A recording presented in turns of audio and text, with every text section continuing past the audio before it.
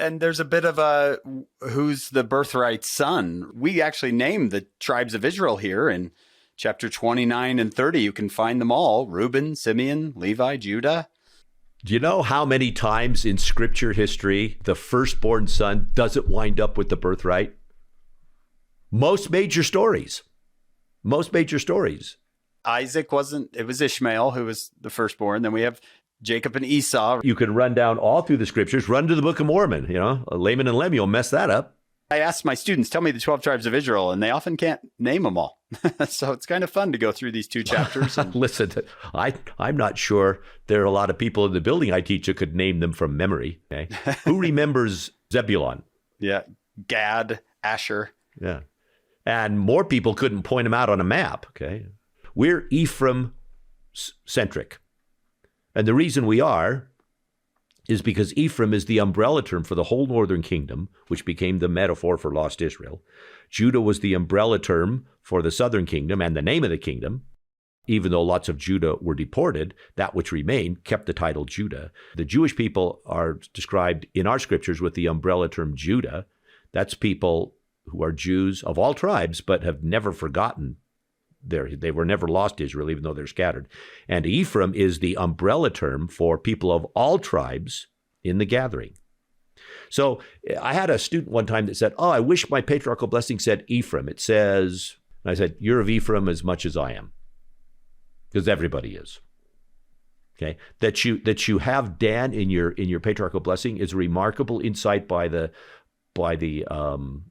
patriarch to let you know something about you, but you're as Ephraim as surely as I am or everybody else on this planet. And it seems to me, Jeff, in these two chapters that they're naming their children after how they feel at the time. Is that what, am I supposed to get that? How they feel or some circumstance associated with their birth. But a lot of people do that. Yeah. And it's been done right up until the modern times when basically social culture's been assigning names. But if you go back to the pioneer times, you have people named Thankful or people named Trial or people named Prudence or people named all kinds of unusual things. We're not immune to unusual names, except that our unusual names are different in the 21st century. But a lot of times it's circumstantial. And then Joseph is born, and he kind of takes center stage here eventually. But you said that Jacob is going to have a couple more experiences before we get to Joseph. Well, Joseph is born prior to Genesis 32, and Joseph is emphasized by the writers and editors of Genesis, which start with Moses, but it becomes very complicated later, because Joseph becomes the ultimate birthright son of Jacob. And so Joseph has to be emphasized in the narrative. And Joseph is remarkable too. Come back, talk about him. How many Latter-day Saints know that their great-grandfather, which is who Joseph is, was the prime minister of Egypt? Now, when you look at it, what's the function? He was the second only to the king and did everything in the name of the king. That's the prime minister. That's the executive of government. And how many know Joseph's wife's name? How many know their grandmother, Asenath? Asenath, the daughter of Potiphar, the priest of On. We should know this genealogy because they should be as real to us as people 5 generations ago. Could you talk about that a little bit? Because in some of the reading I was doing, and I love to hear you pronounce it because I wasn't sure how to say it. Asenath? Asenath is how you'd say it in Hebrew. Or even in more like Orthodox accented Hebrew, Osnath. But Asenath is the correct pronunciation. Can you talk about the family that she came from? I've read different schools of thought about, did Joseph marry outside of the covenant family or not? In the teachings of Joseph Fielding Smith, he concluded that she did not, that Potiphar, the priest of On, by the way, is Iwun in Egyptian. Iwun was what we know in Greek as Heliopolis. And Heliopolis is a northern suburb of Cairo today, and it's where the airport is. So whenever I fly into Egypt with a group of students or tourists and we land at the airport, I say, your grandma lived here. Because Asenath was the daughter of Potiphar, the priest of Heliopolis, the priest of On. That to get a little chuckle, I said, you just ought to know where your ancestors are from, right? Grandma lived at the airport. In any case, when Joseph was ruling over Egypt in what we would call the second intermediate period or the Hyksos period, much of the northern population of Egypt in the eastern delta was Canaanite rather than native Egyptian. Canaanites were the same people that Abraham ministered among and were bringing into his clan. And Abraham had a clan of perhaps 2,000 people, right? He could raise 900 men to go to battle in Genesis 14. So he had a big clan. And you usually don't think of Abraham as a military warrior or as being a clan leader of a clan that's at least 2,000 people. But when you can raise 900 people to go to a battle, that means you've got a significant female population as well with that. Abraham wasn't this wandering loner. He had a big group, and a lot of those were local Canaanites whom he had brought in. So the Canaanites were a people who the Lord told Abraham their iniquity was not full yet, and so they were ripe for conversion. They were a people that could become part of the covenant. And it was Canaanites that had migrated to Egypt in the decades before Joseph, and Joseph actually going to Egypt is part of the general movement of Canaanites into the Delta, because the king himself is one of these people. The Hyksos took over the northern Delta. The priests he's going to appoint will probably be ethnically like him, which he means of Canaanite heritage, even though they live in Heliopolis, and therefore would be people who were worthy enough to receive the covenant if they would accept it. I assume that when the king gives Joseph this woman who is the daughter of the priest of On, she is a person who either has already covenanted or would covenant as a result of becoming Joseph's wife. And say Potiphar's name again, the way you said it. Potiphara is the way it is in Genesis, and then earlier, Potiphar that Joseph deals with as the guy who puts him in prison. Genesis 41:45, Pharaoh called Joseph's name Zaphnath Paneach, and he gave him to wife Asenath, the daughter of Potiphar, the priest of On. And Joseph went out over the land of Egypt. Zaphnath Paneach, by the way, is a Hebrew transliteration of a perfectly good Egyptian term. Zaphnath, which means more or less the overseer or the person who produces. Paneach is the season of the flood. So Joseph is the person who heads all production from the season of the flood, which is, by the way, when all food was grown. So he essentially is put over the agriculture of northern Egypt, which is why he's then saving up for 7 years. But that position as the chief minister of the king makes him essentially the prime minister. Yeah, it does. So it's very cool. It's an authentic Egyptian phrase right there, transliterated into Hebrew, that nobody sees unless they learn a little Egyptian. Yeah. And John, you and I will have to use that. Do you know who I am? My great-grandfather was the prime minister. He was the prime minister of Egypt. Well, he's 20 years older, right? So you don't recognize people immediately. And he was speaking in Egyptian to him and using a translator. Yeah, they don't know. So, yeah. Boy, what a revelation that was. Talk about the mic dropping. Yeah. I am your brother. So, Jeff, so far what I've seen is Jacob is having revelatory experiences. He's finding God in the most maybe difficult times. And he has some really serious family relationship complications that he has to deal with his entire life. He sounds a lot like us. Yeah, except a little more famous. Yeah, he's a little more famous. His family relationship issues are going to be a little bit different. If you get back into chapter 33, 34, 35, a couple of his kids are committing today what we would say is murder, Levi and Simeon. Jacob has to leave because his name is a stink in the land. And then he has this terrible experience in Genesis 35 where his beloved wife Rachel dies in childbirth, giving birth to Benjamin. And he has to bury her on the road. He buries her outside of Bethlehem, just the way the pioneers had to bury at Martin's Cove, because you had to bury. And so he doesn't even get to take her back to Hebron, which is why some of the most wonderful places to visit in the Holy Land today are the tomb of Rachel, just north of Bethlehem, as well as the tomb of the patriarchs, Abraham, Isaac, Jacob, and Sarah, and Rebekah, and Leah, in Hebron. And then the tomb of Joseph up in Nablus, too. By the way, just one last thing. Do you know at the end of Genesis 50 what they did with Joseph when he died? Well, he made him promise that they'd take his body when later on when Moses would be back to the Holy Land. And then it says Joshua buried the bones of Joseph, which they brought out of Egypt. They buried in Shechem, which had been Jacob's first plot of land that he bought, and which then would fall as Joseph's inheritance. But at the end of Genesis 50, how do you get a body to last 400 years? It says they embalmed him and put him in a coffin in Egypt. Your grandfather Joseph was a mummy Think of that. What are those mummies that you see? That was Joseph. He was a mummy for 400 years before they brought him out in the Exodus. I'm learning all sorts of family history here. More interesting family history. My grandfather was a mummy. He was the prime minister of Egypt, and then he was a mummy for quite some time. What I'm trying to do is just try to help people see you can find yourself in these stories. And if these are our fathers, Jeff, we should probably expect to have similar revelatory experiences, difficult experiences, family complications. This is probably going to be our story as well. We use the word fathers so easily, our mothers as well. Remember, Rebecca has revelation. Between Abraham and Sarah, Rebecca and Isaac, Jacob and Leah and Rachel, there's revelation, there's discussion, there's hardship, there's tension, okay? You see a little tension between Rebecca and Isaac. You see more tension between Sarah and Abraham over the issue of Ishmael and etc.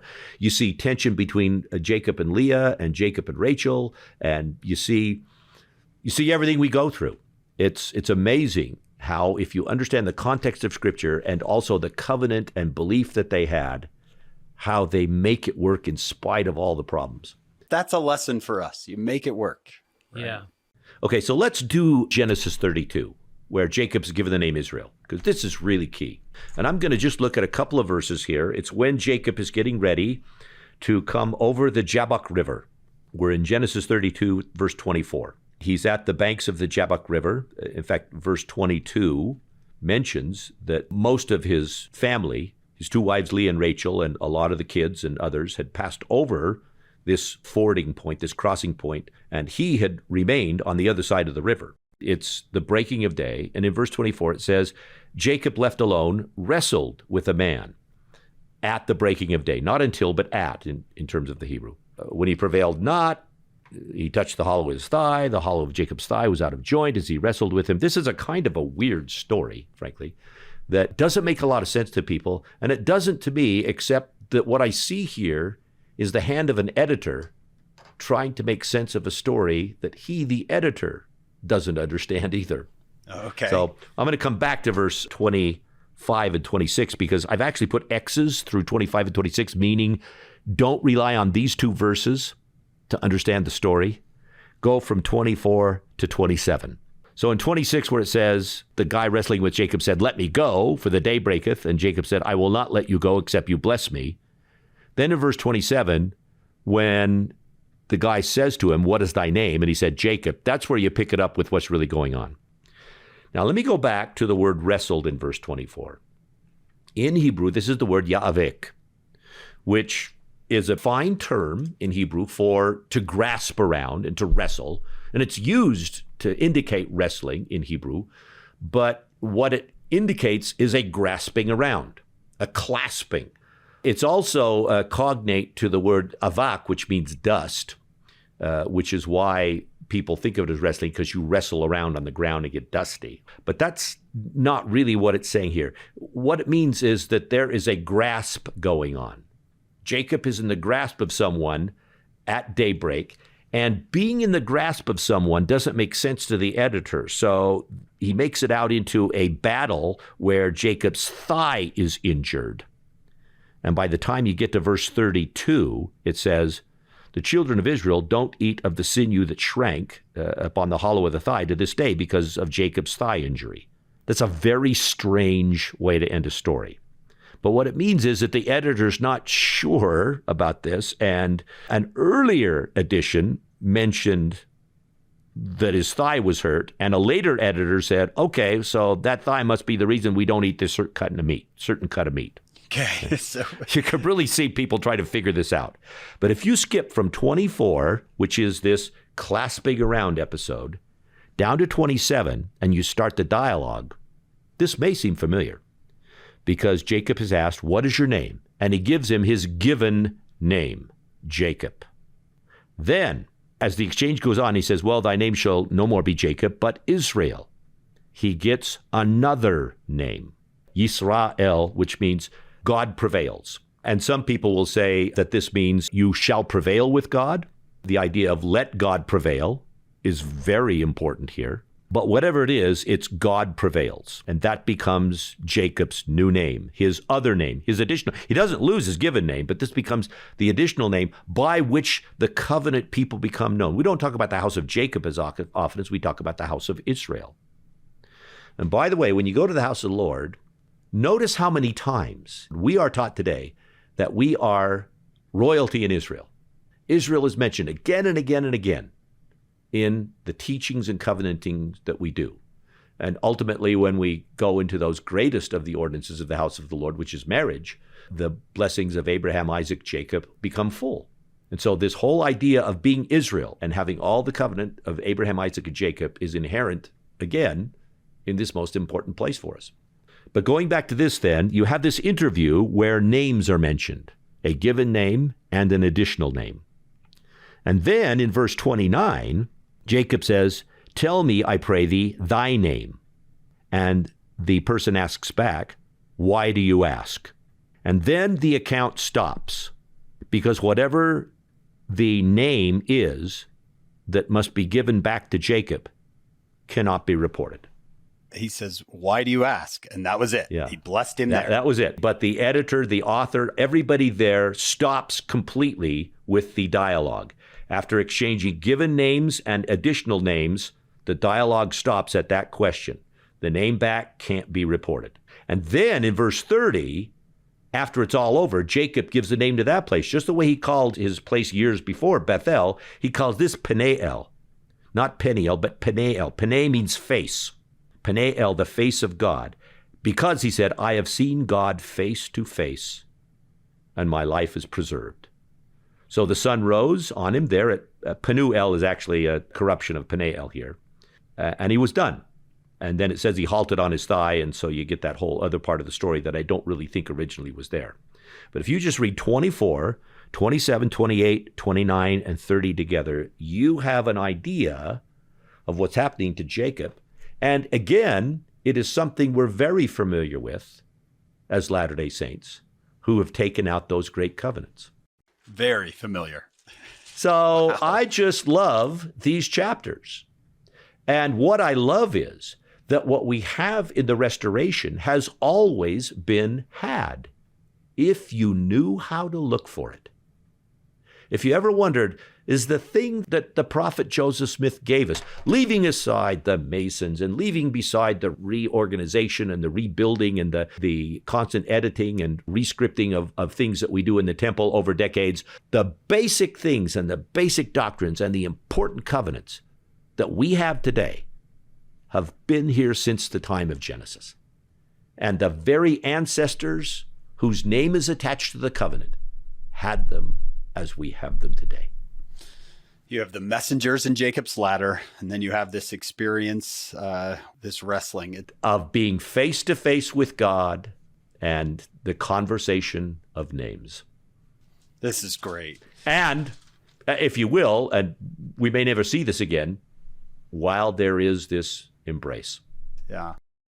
I want to hear what you think about 33 then, is this reunion with these two brothers. I'm seeing myself in this story. And then you've, not only has Jacob got a complicated marriage situation, but he's also got a complicated situation with his brother. With his siblings. And he's told to go back home. Well, I love the chapter. It's one of the ultimate feel-good chapters in Genesis, because if you allow it, time heals all wounds. There's a rift in the family. It could come to blows back in Genesis 27 and 28. Which is why he has to leave, right? Which is why he has to leave, and why he's reluctant about going back. He's worried all through Genesis 32, what's going to happen when I meet my brother again? But when he does, and this is why you have to let ultimate judgment of anyone, including those who may not decide that they want to live and abide by the covenants that we do, why you just let judgment be in the hands of the Lord. Because basically there's a lot of good people who are not where we're at. And Esau was never where Jacob's at. But over time, Esau had matured. He had become a man of accomplishment himself. He'd gained some degree of wealth. And he began to appreciate, as he grew up, the brother that was his twin and that he had driven away in his own way. And there could not be a more welcoming and gracious Esau welcoming Jacob back. All of Jacob's fears in this regard were not going to be a problem. Many other regards are a problem because he will lose his wife Rachel in Genesis 35. But with Esau, all was well. And it just goes to show that, as Jacob did, if you make every possible effort you can to overcome a perceived hurt. And Jacob, of course, was going to send a big gift of livestock to Esau. Esau said, no problem. We're brothers. It's so good to see you again. And if you will do everything you can to overcome the difficulties that you see, but then just let things work out, very often the goodness of people comes out. And I don't think Esau ever became really a covenant guy during his mortality, but he turns out to have been a pretty good guy once he became an adult. I can live with people like that. People don't have to believe in covenant the way I do for me to love them and appreciate them and learn from them and consider them to be close friends. Even members of the church who might not be active or be where I'm at, I can be as close to them as to anyone else. And thankfully in my life, I have a lot of those types of people. That's beautiful. I saw that in verse 1 that Jacob sees Esau coming with 400 men. He's got to be thinking, I'm in trouble. Am I in trouble? It's this awesome turnaround. Esau runs to meet him, embraced him, fell on his neck. Sounds very prodigal son type language. Kissed him and they wept. Who knows what Esau has what's gone on with Esau, because he's not the focus of the story. But how did he work out with those wives that he married that Rebekah was unhappy with? How did his family work out? What was his relationship like with we don't hear of Rebekah again. We only hear of Isaac, when we get back to Genesis 35, and that he was almost dead, and he did die shortly after Jacob gets back. So we don't know if he ever saw Rebekah again. But Esau would have been there with both of them. I assume he repaired that relationship the way that he went about repairing the relationship with Jacob. And that, Jeff, there's so much application for people today. This is where the rubber hits the road. I mean, this is things that are on our minds most, our family relationships. And sometimes there's rifts and yeah, I love these two brothers coming together, and even this huge gift. And Esau says, I have enough, my brother. Keep that thou hast unto thyself, in verse 9. Really nice. Well, that's a Middle Eastern tradition too. You don't take from someone who's lesser than you when you've got more. There's a self-concept thing at work here. I want to give you a gift. Oh, no. You have to be very careful in the Middle East, to tell you the truth, about gifts, because if you say, I like that pen, you might wind up with it. Yeah. I've seen that too when I go to those stores, as the tour guide. I'm walking out with everything. Oh, yeah. Okay, so speaking of reconciliation, one of the great stories from church history that I recall is between Orson Hyde and Joseph Smith. Elder Orson Hyde, who was senior in the 12, had testified against Joseph Smith in Missouri, was one of the reasons Joseph Smith went to the Liberty Jail. And then later, Orson Hyde came to Illinois, begged forgiveness for having done that, and Joseph forgave him. It was a hard thing you did to us, our brother, almost harder than we could bear, but we receive you back. And Orson Hyde then went on in 1840 and 1841 to do this great mission to the Holy Land. But Orson Hyde and Joseph Smith were estranged in 1839. And yet one repented and the other was gracious. And thus we have Orson Hyde until, clear out here in Utah and down in Spring City. And there was a cost for Orson in that, because when the 12 was reorganized, Orson was not made the president. Brigham Young took that position. The relationship with Orson and Joseph Smith was restored, and Orson went to do great, great things for this dispensation and for the Holy Land. It reminds me of that same time period as W.W. Phelps, who ends up coming back, begging for forgiveness, and writes, "Praise to the man." Right, exactly. Right? That's a beautiful story of reconciliation. Is that the one where Joseph Smith writes the letter and says, "Come, dear brother, the war is past, and friends at first are friends again at last"? Is that The WW Friends Phelps. at first are friends again at last. Friends again at last. Just I'm glad he did because I like that song. I'm not for these quiet, pensive, contemplative songs. I like the songs that jump out at you and say, the restoration is great. I love this Genesis 33 moment of let's Yeah. reconcile. Oh, yeah. Let's fix this. And I wonder, just had this thought that later on in this same book, you're going to have Joseph and his brothers reconcile very similarly. Genesis is a family story. Once you get to Exodus, it's a national story. And that's what yeah. probably people don't see in the Old Testament. Jewish people see this a little differently. For them, they understand Genesis is the prequel to the story that begins in Exodus. Because from the Jewish point of view, it's the nation of Israel that really begins with Moses and coming out of Egypt and the Exodus through the Red Sea, etc., that is the beginning of the nation of Israel with these tribes. Genesis is the prequel, and it's an important prequel because there you get to meet the family that becomes Israel, and you get the covenant. And you got to know about the family and the covenant before you can talk about the nation. But it's Exodus that becomes the big kahuna, if you will, okay, that Genesis is a necessary prequel to. The law of Moses and Jews today still celebrate the national holiday of the beginning of the nation of Israel, Passover. In fact, all the holidays of the law of Moses celebrated that event, the beginning of the nation of Israel. And we're told in Jeremiah that beginning of the nation of Israel with the Exodus was the biggest event that people could think about, except that in the latter days, there'd be a bigger one that would eclipse it. Jeremiah 16:14 says, the days come when it will no longer be said, the Lord liveth that brought the children of Israel out of Egypt, but the Lord liveth that brought the children of Israel from the lands of the north and all the lands whither he had scattered them. So that the restoration now becomes the culmination of the nation of Israel, the restoration of the nation of Israel. But it begins with Exodus. So that becomes the beginning of the history, and Genesis is a family prequel that's necessary background. And what a background it is. That's great. Yeah, what a beautiful background it is. And that makes perfect sense because if you read the Book of Mormon, Nephi's very much, this is our nation. The gathering will one day occur. Right, yeah. It's the Exodus and wilderness motif that's most on Nephi's mind. Of course, they were going through the same thing, but for them, that was the national history. Yeah, I love it.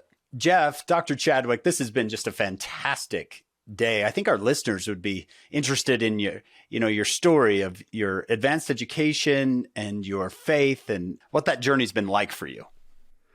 Well, this is really a fun thing. This started with me as a missionary. I had a great experience in 1975. I'd studied German in high school. I was a sterling scholar in German.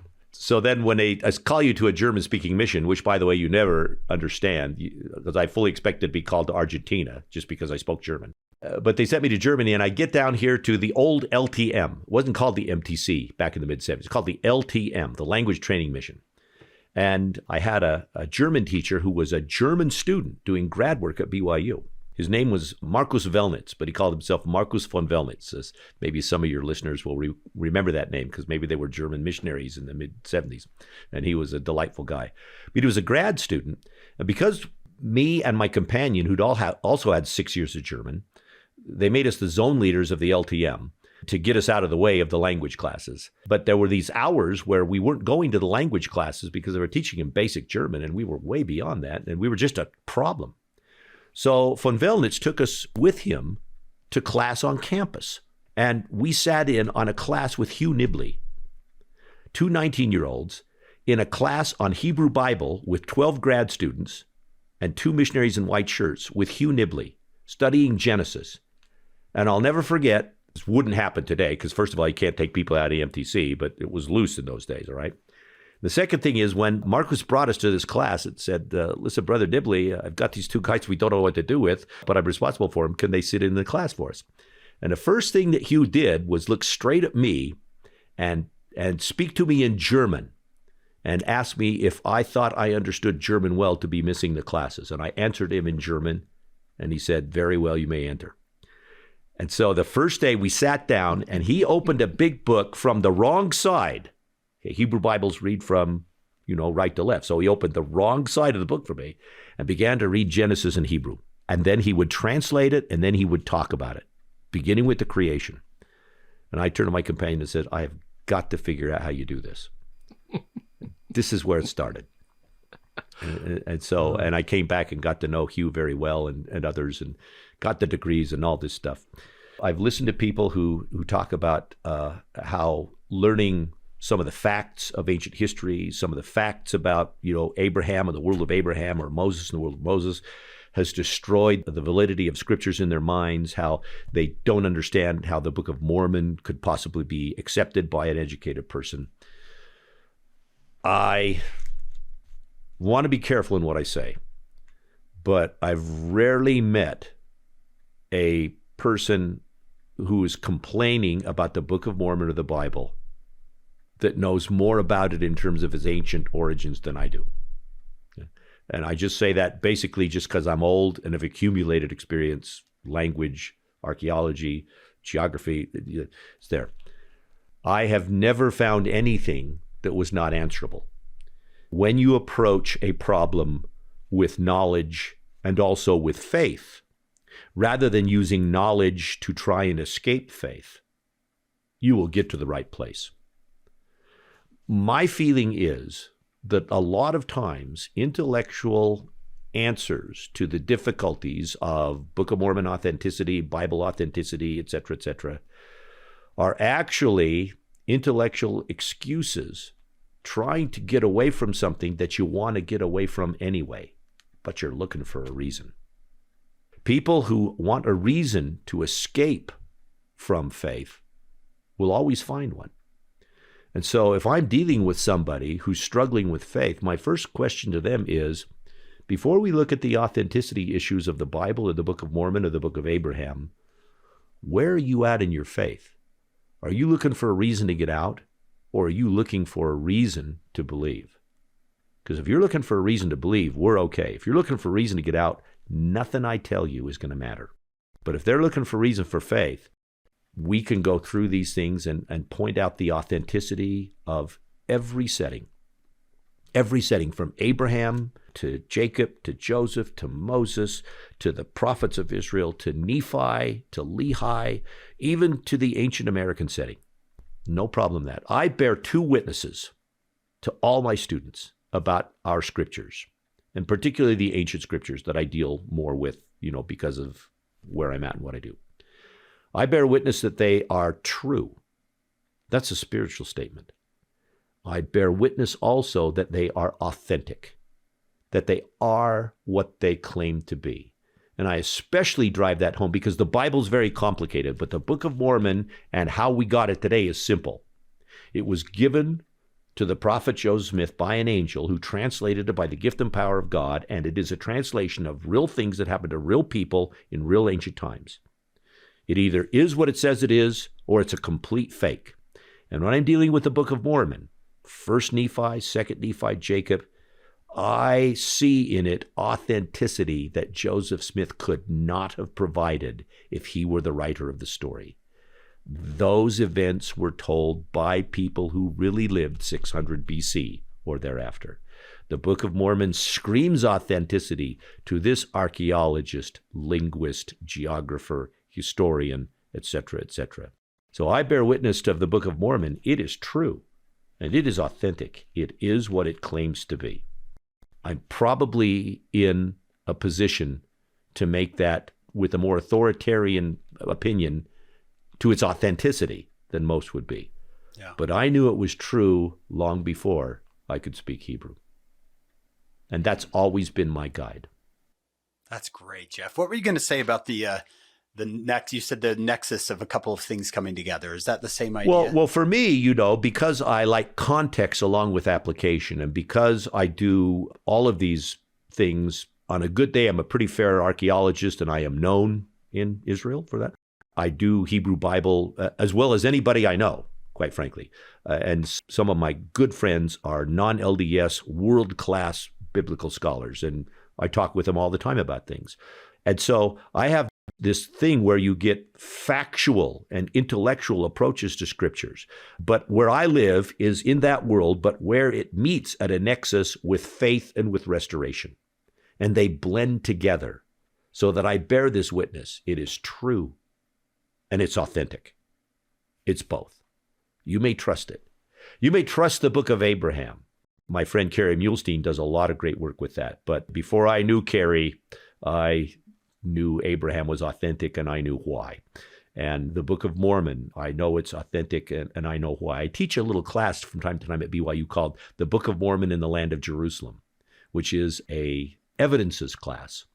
Some people would call that apologetics, and they say, I don't like apologetics. I say, well, it's nothing to apologize for. I don't even like the name apologetics. I'm talking about authenticity studies.